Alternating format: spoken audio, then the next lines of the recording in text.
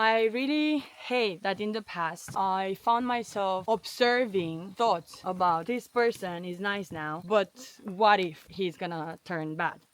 I feel like hurt is a price to pay in your pursuit of good love, whatever good love is for you.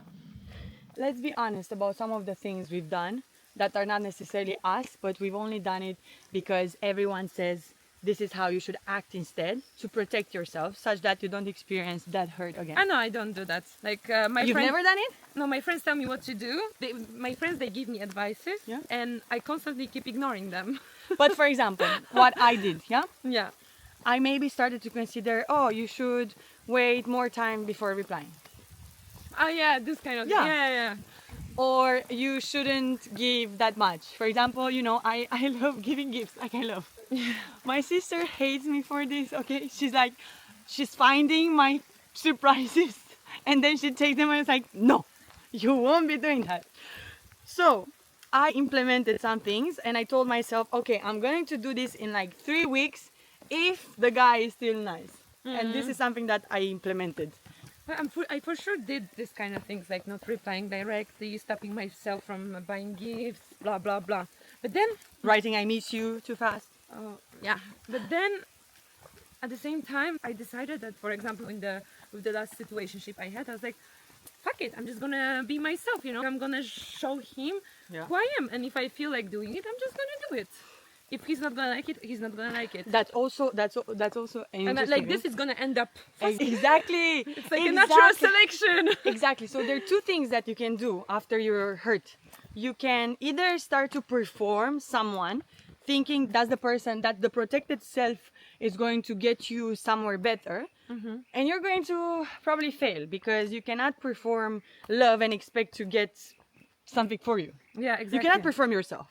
And then there's the other camp, which is basically, I'm done with this bullshit. I'm just gonna be completely myself.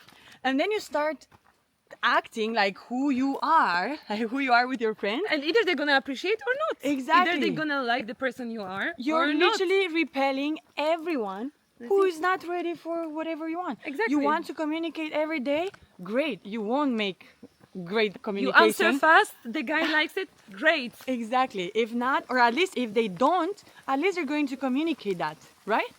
But ignoring and ghosting, those are also replies for you. Ghosting is the worst, I feel like. And also what I personally realized by saying, okay, I'm going to be myself and also take action, because women are encouraged to be passive so much that everything happens in our brain when there's no action. When my experience showed that it's easier to deal with the consequences of your actions in reality than with all the potential scenarios you have in your brain when you don't want to send that message, for example. But it's also something that you said yesterday, that you're still learning, that you don't have this habit of texting first. Yes, and I don't think it's okay. I mean, texting first is a way of being vulnerable because it feels like you are losing control over how this thing is happening and you show interest, so that's being vulnerable. And I don't think it's just the job of a guy to do that. Hi, and I agree, and I'm not, most of the time I'm also texting guys, and I don't think it's 50-50, sometimes it's 20-80, sometimes it's reverse, you know? I remember the first time I invited a guy out ever. It was actually not that long ago in my life. It was so Refreshing. breathtaking. No, it was breathtaking, but in a negative way. It felt like I am losing all control. It felt so exposing. But actually you are in control when you're the one inviting also. Well, I didn't see it like that, right? But Yeah. it's true. And also, it made me appreciate the experience of a guy doing that. Even more. Exactly. And especially because in my case, I knew that the risk of rejection is not that high. But imagine doing this with women who have not confirmed their interest to you. Like, wow. Great job, guys. Great job. Question? So we are on the wrong trail, but it's fine. Can I have some water, please? Okay, the next question is, what is one thing about the way in which you hurt last time that you never said out loud? I don't think there is anything I didn't say out loud because you know my personality. Yeah, we are both external And, processors. yeah, I'm very like All our friends know external. exactly what we're thinking. I cannot keep things for myself. I have to leave it all Right. and like share it with my friends, I discuss it with create. my friends. I overthink and I overshare. Yeah. And then actually I don't regret oversharing with my friends Yeah. because they gave me such a safe space Yeah. that I love it, Yeah. that we can discuss these things, you know? Yeah. But if there was something, a conclusion, something deeply emotional, don't look, there are some monkeys. Jesus, Okay, come. Okay, just don't look, okay? Just walk with me. So, what is it? One thing. like people think that, I don't know, maybe you have something. Go for it, Uh, I'm gonna think about it. It was the first time I cried so much while still trusting everything I felt. And it was the first time I was in so much pain while celebrating at the same time everything I felt. Oh, we were surrounded with monkeys. I'm so afraid of this. And you're also recording this. Are you gonna protect me? But What did that relationship or that heartbreak teach you about yourself that you needed to know? I personally believe that people want to avoid hurting and suffering, but it's just part of life and love, right? I feel like hurt is a price to pay in your pursuit of good love, whatever good love is for you. I already knew that I'm a giver, you know? And I'm able to give myself entirely to the other person. And I feel like there are more givers in this world, which makes me more hopeful. The same person is somewhere there, you know? Because if I can love someone so much, for sure there is someone who's gonna love me that much. It gives me hope for the love, you know? Did you learn anything about attachment issues or patterns that Oh, you yes, want like you're going to stop doing? For me, I have either anxious or secure attachment depending on the person I'm with. The last one, it triggered my anxious attachment. For sure, I don't want to do this anymore because I become this person that I really despise in a way.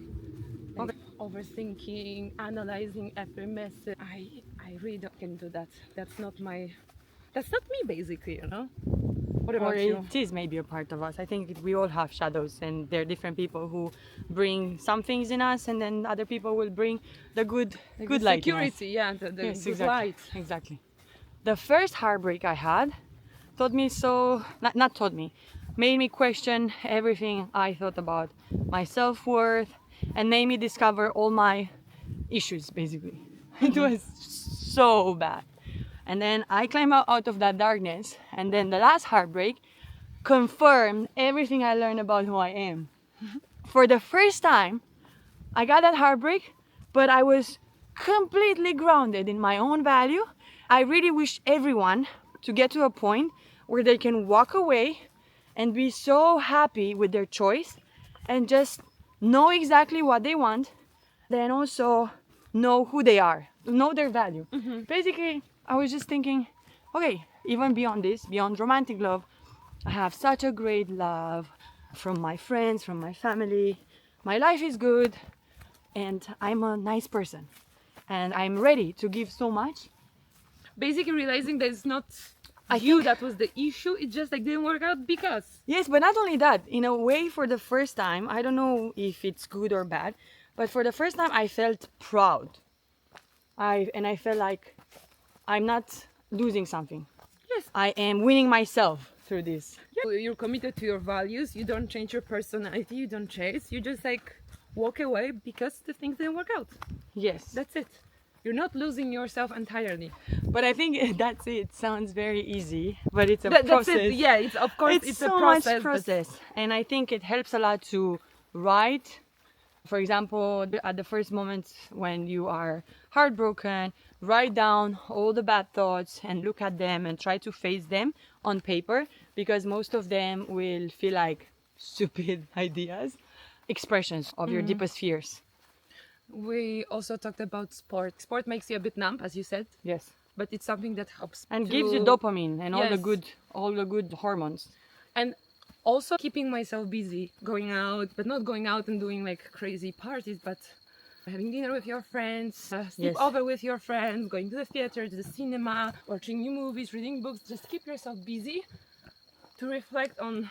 I don't think busy, but just connected. Connect yourself with your hobbies, with your people, and remember that I need to keep myself busy. you have an entire life that's Besides beyond this person. this person. Yes.